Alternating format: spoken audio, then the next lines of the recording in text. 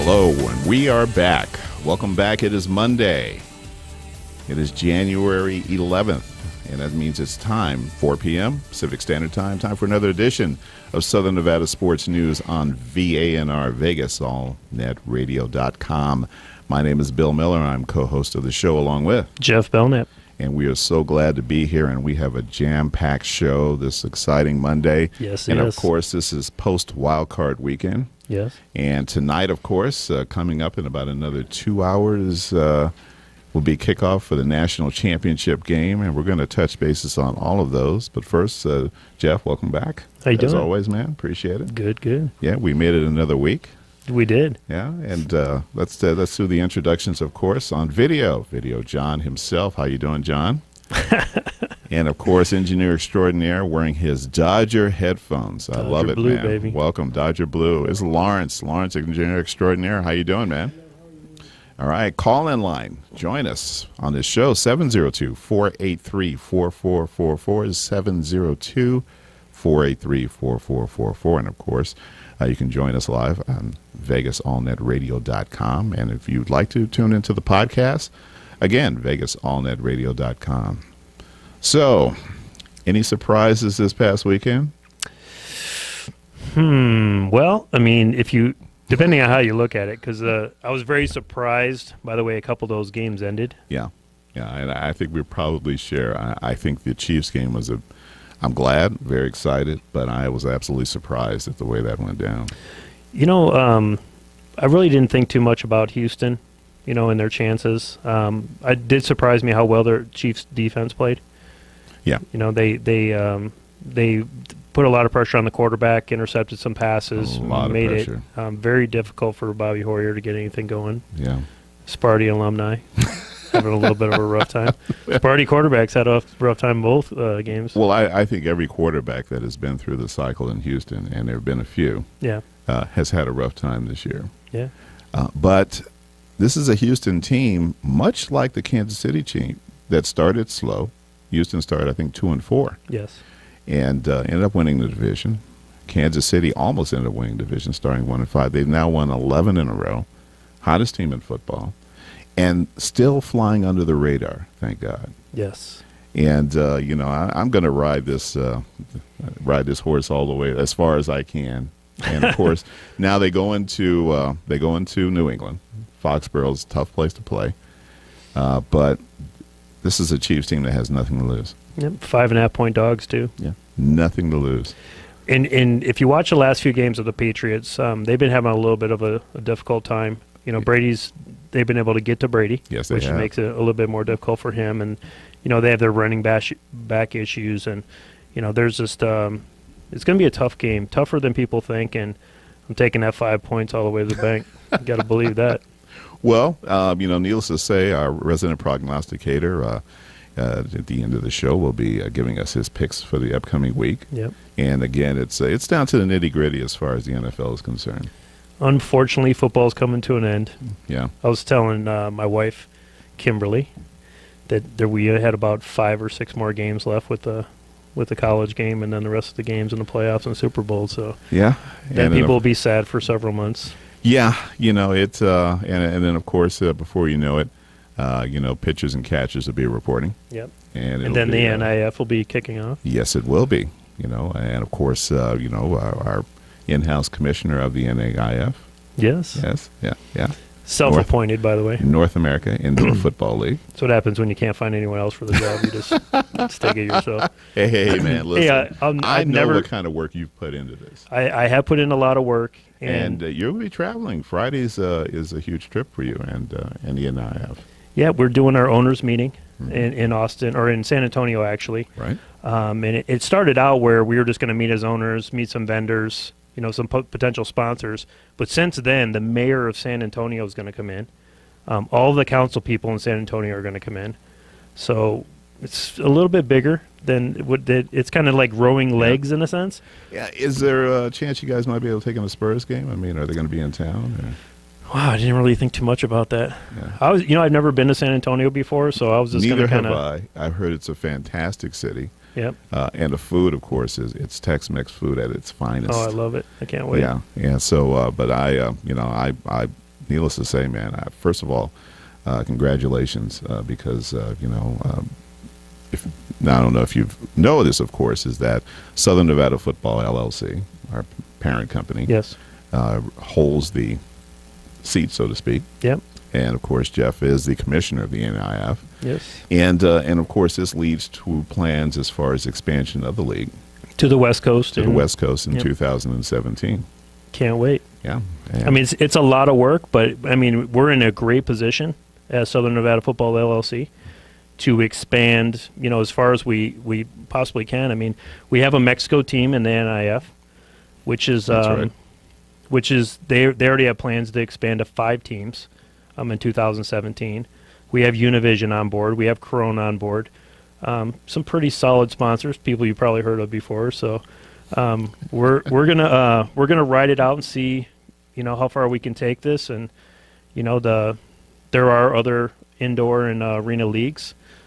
We just feel like that we can do stuff for teams that other leagues don't do, Right. which would ultimately strengthen everybody. I mean, yeah, I know that you and I both agree that these leagues are only as strong as the weakest team. Here, here. So we're trying to pull everyone up to the same level, bring them sponsorships, get the top athletes that we can get, Right. and just do some work, man. Well, and again, you've done a fantastic job, and you put a lot of work into this. Yeah. And to finally see it coming around the corner now, Oh, it's unbelievable. yeah, it is. I mean, I'm kind of like giddy almost, like what's going to happen this week. Well, needless to say, it's the same feeling that, well, I'm not going to say we used to have, Yeah. but it's the same feeling that. Hey, I saw you get excited one time. I've been excited a number of times. There- It's no, just there was- the other occasions that. Yeah, it was there was one particular league that we were getting ready to go in, and we got pumped up and full of a lot of BS. But yeah. this is Yeah. a family show, so I won't say what I really would like to Yes, say. But indeed. But anyway, I we know what you're digress. But needless to say, have a safe trip. Oh, it's going to be great. And, I'm really looking forward to, meeting a lot of people that I've spent a lot of time on the phone with. The thing that's ironic about all this is that, these teams are located in Texas and Mexico. I've never even met these people in person. Just spend a This is lot a of time lot of- talking to them on the phone and sending emails back and forth. So we're Yeah. finally going to get some face-to-face. And hopefully I'm going to be able to answer all the questions that they need answered. And we got a couple meetings with some sponsors down there, which is great. It's looking like Papa John's is going to come on board, which is awesome. Yeah. Well, get an autograph from this guy. From Papa John? Yeah. Yeah, I'll see. Yeah. Well, I love his wheels. I think it's a Camaro. Yeah. Oh, yeah. Yeah. Yeah. The Yeah. I mean, 68 or 69. Yeah. somewhere Yeah. around. And he's a motorhead. Yeah. And so and those are cars that go back, to the glory days of Detroit. Oh, yeah. Yeah. And of course, that's your backyard. And Yeah. you were running around in those same vehicles, growing up as a kid. Oh, I wasn't. That was a little after my time, but Well, all right. my dad will tell you the story. I had a about '67 Mustang. Oh, okay. Yeah, that I inherited from my mom, and it was great. And I eventually ended up selling it for Butkus. I didn't have any foresight. I mean, I wasn't looking like, Right. you know what, I should put this in the garage, and 25 years later, this Yeah. baby will be. No, I was thinking of just what was going to be my next car. What was going to be my next car? Yeah, that's usually how we do it when we're younger guys. Absolutely. All right, getting back to the NFL playoff games over the weekend. Of course, since we're talking about surprises, and I guess the other surprise would be the Freezer Bowl game. Yep. Brutal temperature. Was it -10 at kickoff? Yep. Yeah, I mean, I remember those days, of Bud Grant and the Purple People Eaters, Metropolitan Stadium, and watching those playoff games. And just from thinking to myself, God, I'm growing up in L.A., I had no concept of those kind of temperatures. I mean, I could stick my head maybe in the freezer and kind of get an idea that maybe Right. this might be it, but. You didn't have an older brother to stick you in a freezer. No, one of the benefits of being an only child. Thank you, Mama. go. Thank you, appreciate it. Spoiled, rotten. Right. Yeah, everybody tells me that. Bill, you're really spoiled. And I go, yeah, I am. Yeah. So what? Yeah, what Get over do you want me to do about it? Yeah, I had my own room. I had this. Oh, yeah, that's it. That's good. But absolutely brutal. But of course, a lot has been said about Walsh and the missed field goal that Yeah. everybody now knows. But again, I was glad to see AP kind of shoulder some of that. because had he hung on to the ball, it sort of changes the dynamic considerably. Yeah. But I'm going to good friend of mine, Tim Castiger. Tim, I hope you end up watching the show. Diehard Steeler fan. Okay, he's probably going to be going to Denver to watch the I think you game. told me about this. He makes a lot of road trips. He told me a long time ago, never leave a game to a kicker. Never leave a game. It's something about these guys. I would have rather this guy had been trying a 45-yarder as opposed to a 22-yarder. Yeah. And then, but, something that, one of our guests who's coming up shortly mentioned, he did make 3 field goals, Yep. In that weather.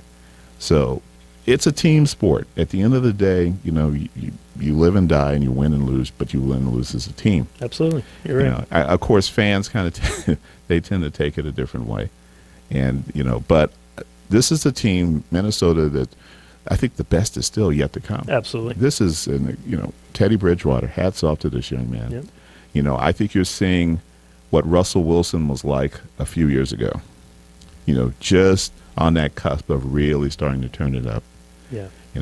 But all I felt for those guys, was that, I know how soon they just wanted to just get the hell off that field.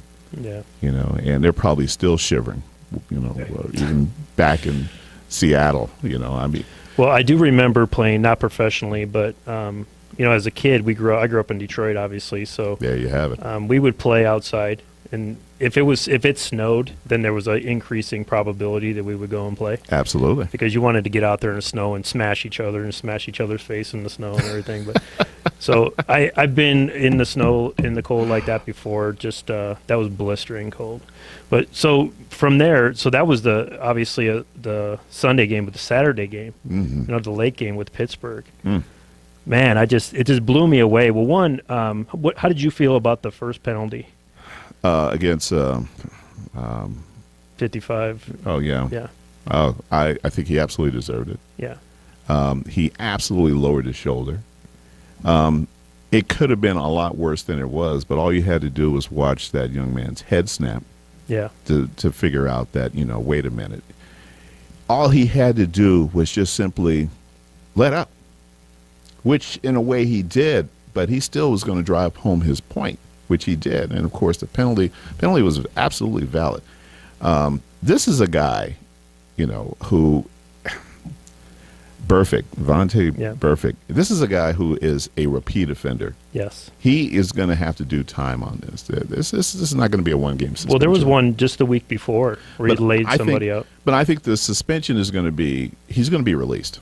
I can't see any way you can justify this guy, good, bad, or different, his talent pool, having him on the team. Yeah. If you know that if this game gets to a point where it's late in the fourth quarter and it's a matter of downs, that this guy might decide to just do something else. And, of course, the previous week in the Ravens game, they showed, this is a play completely away from it. Yeah. Just drills this guy.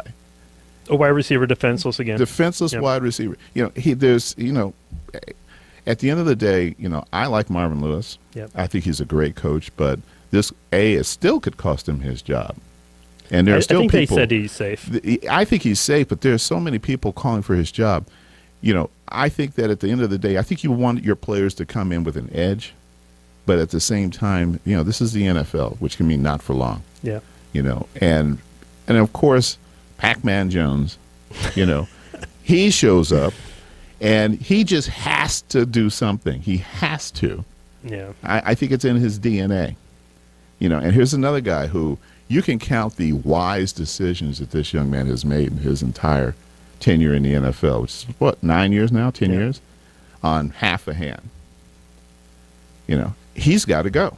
I'm sorry. These two guys, and all right, Coach Porter, he knew what he was doing. Yeah. He shouldn't have been on the field. He shouldn't have been on But- the field. He's going to get a fine. Yep. And he's been a veteran of these Cincinnati Yep. Steeler He knew exactly what to mashup. do. He knew exactly what to do. All I got to do is walk out there. Yeah. And the first thing they do is look at him and say, "What's he doing out here?" Yep. And he's like, "What? Well, I'm just out here to see if my man's okay." Well, the thing is that it proves what's happened this whole year with the officiating. There's been a lot of holes in the officiating, and that's one thing I hope that they fix. Yeah. I mean, because it'd be different if there was just one or two of these that went on over the course of the year. It's literally on a weekly basis. You could look back at something and be like, "What the f are you doing?" You know? Well, if you the Carolina New York Giant game Yep. between Jordan and Josh and Oh, that was Beckham. one of those guys should have been thrown out of the game, and maybe It was WWF wrestling, you know, for literally the whole game. Well, I like the NBA rule when it comes to stuff like that. Yeah. Which is the second technical foul, you're ejected. Yeah. And maybe that's The something second that, personal foul, you're ejected. or third. I mean, Yeah. if it's something that's obviously a problem, like if you're, causing a problem like that. I know that you probably remember Andrew Johnson and or Andre Johnson and Finnegan a few years ago, where they actually went to blows and helmets went flying. And you know, and I realize that these rivalry teams, because Finnegan, I think at the time was with Tennessee. Yeah. And of course, it's Tennessee and Houston are in the same division, and it's the same thing with with Baltimore and Pittsburgh, and Pittsburgh and Cincinnati. The common denominator seems to be Pittsburgh. Yeah. Because you really don't see it, with regard to, Cincinnati and Baltimore. They don't seem to kind of have that blood feud going. So you're saying that the Steelers are taking the old Raiders spot? They can bring out the best in somebody, but The Raiders always have. Porter will receive a fine. Yeah. Porter knew exactly what he was doing. Absolutely. I agree. And he knew that he could go out there and one of these bozos is going to lose his mind. And, of course, it happened to be Pac-Man Jones. Yep. Now, Pac-Man is a DB, okay? Not on his best day would he have gone up against Porter Absolutely not. without pads on and say, yeah, all right, let's talk about this. I don't know. He's pretty crazy. You remember what happened in Vegas? Yeah, clearly. We're going to take our first break, and when we come back, we're going to be joined by our first guest, which is going to be Brian Dolezal, is that it? Yeah. Of 702 Range, and we're going to really switch topics here. You're listening Southern Nevada Sports News on VegasAllNetRadio.com. Welcome to the Pride.